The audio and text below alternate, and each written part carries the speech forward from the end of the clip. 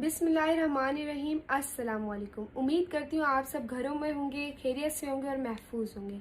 आज पाकिस्तान अपनी तारीख के बदतरीन हालात से गुजर रहा है। आज पाकिस्तान को उन मुश्किलात का सामना जो शायद ही माजी में पाकिस्तान को करना पड़ा हो। आज हम लॉकस्ट इशू का तो सामना कर रहे हैं, आज हम कोविड-19 से भी फाइट कर रहे हैं, लेकिन आज पाकिस्तान का एक आम शहरी मुआशी बुरहान का भी सामना कर रहा है। आज आपका और मेरा मुआशी कत्ल किया जा रहा है। इन सब में ये देखा जा रहा है अफसोस के साथ कि पाकिस्तान तहरीके इंसाफ की हुकूमत पाकिस्तान ने हम सबको बेयार और मददगार छोड़ दिया है। आज हम एक ऐसे वजीर आजम की जेर सल्तनत है जो ये तब्दीली का नारा लगाता हुआ आया कि मैं करोड़ों लोगों को रोजगार दूंगा, लेकिन उसने करोड़ों लोगों को बेरोजगार कर दिया। जो करोड़ों लोगों को घर देने की बात की, लेकिन करोड़ों लोगों को उसने बेघर कर दिया। जिसने ये दावा किया कि मैं कशकोल लेके कर्ज नहीं दूंगा, लेकिन उसने कशकोल लिया और वो मुल्क मुल्क घुमा और पाकिस्तान की सियासी तारीख का सबसे बुलंद तरीन कर्जा 1.5 साल के टेनर में पाकिस्तान तहरीके इंसाफ के इमरान खान ने $16 बिलियन लिया।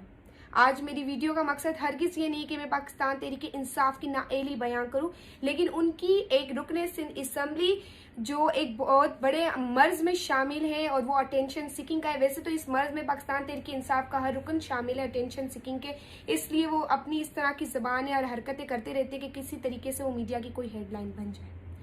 प्रीवियसली वो खातून डांसर थी, एक्ट्रेस थी, और अब जो है वो तहरीके इंसाफ की तरफ से रुकने सिंध असम्बली हैं, ताहिरा सोलंकी उर्फ दुआ भुट्टो।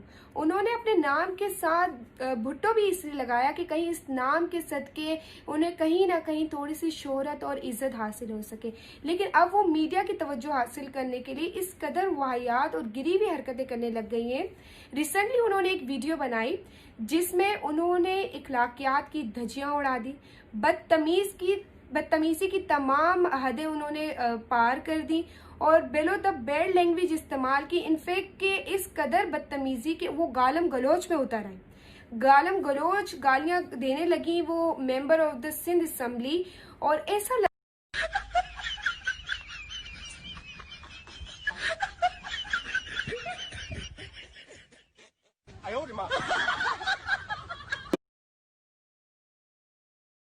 ये समझ जाएं कि जो हमने कदम उठाए हैं, हमें पता था जबकि हमने लॉकडाउन किया कि गुर्बत बढ़ेगी, तो जो कदम पाकिस्तान ने उठाए हैं, आज एशियन डेवलपमेंट बैंक जैसा इंटरनेशनल इदारा आज पाकिस्तान की तारीफ़ कर रहा है।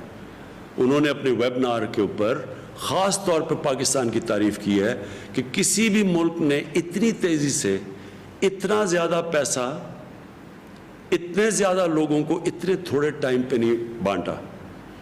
हमारा जो एहसास प्रोग्राम था, और ख़ास तौर पे मैं सारी अपनी एहसास की टीम को, डॉक्टर सानिया नश्तर और उनकी टीम को मैं ख़ास तौर पे उनको खराज तहसीन पेश करता हूँ। उन्होंने मिल के एडमिनिस्ट्रेशन के साथ और सारी गवर्नमेंट ने मिल के जिस तरह उन्होंने डिस्ट्रीब्यूशन की, हम बहुत बड़े अजाब से बच गए हैं। हमें पता होना चाहिए कि हमने 1,60,00,000 तक लोगों को हमने रिलीफ पहुंचाया है। इसके अंदर हमने वो भी हैं जो कि हमारे जो मज़दूरों के लिए मैंने वो अलहदा वो जो प्राइम मिनिस्टर का रिलीफ फंड है वो भी है।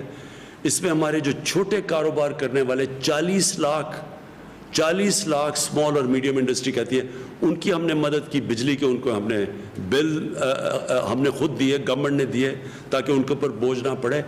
ये अगर हम कदम ना उठाते, आज पाकिस्तान में बुरा हाल होना था, और बुरा हाल है जिस तरह के और मुल्कों में जिनके लॉकडाउन हुए। आप साउथ अमेरिका में देख लें, लोगों के बुरे हाल हैं इस वक्त।